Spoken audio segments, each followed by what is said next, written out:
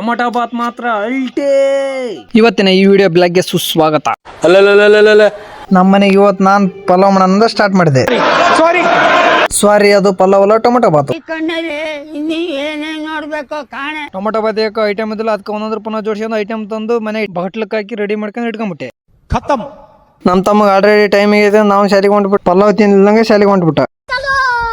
ಅವನಿಗೆ ಯಾಕೆ ಟೊಮೆಟೊ ಬಾತ್ ಕೊಡ್ಲಿಲ್ಲ ಶಾಲೆಗೆ ಕಳ್ಸಿದ್ವಿ ಅಂತ ಅಂದ್ರೆ ಫುಲ್ ವಿಡಿಯೋ ನೋಡ್ಕೊಂಡ್ ಗೊತ್ತಾಗುತ್ತೆ. ಊಟ ಮಾಡಿ ಕೇಳಿದಂಗೆ ಹೋಗಿ ಕಾಣಪ್ಪ ಅಂತಂದ್ರೆ ಅವನಿಗೆ ಇಂಗ್ಲೀಷ್ ಮಿಷಿನ್ ಕ್ಲಾಸ್ ತಂದು ಹೊಂಟ್ಬಿಟ್ಟ. ಇವನೇನಾದ್ರು ಪ್ರೆಸರ್ ಕ್ಲಾಸಿಗೆ ಗಡ ಹೋಗಿದ್ರೆ ಗೋವಿಂದ.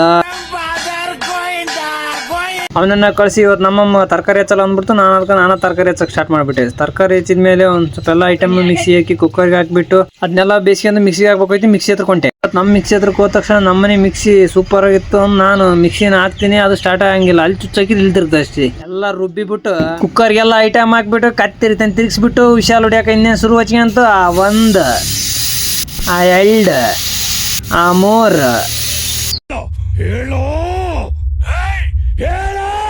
ಟೊಮೊಟೊ ಬಾತ್ ಮಾತ್ರ ಅಲ್ಟೇ.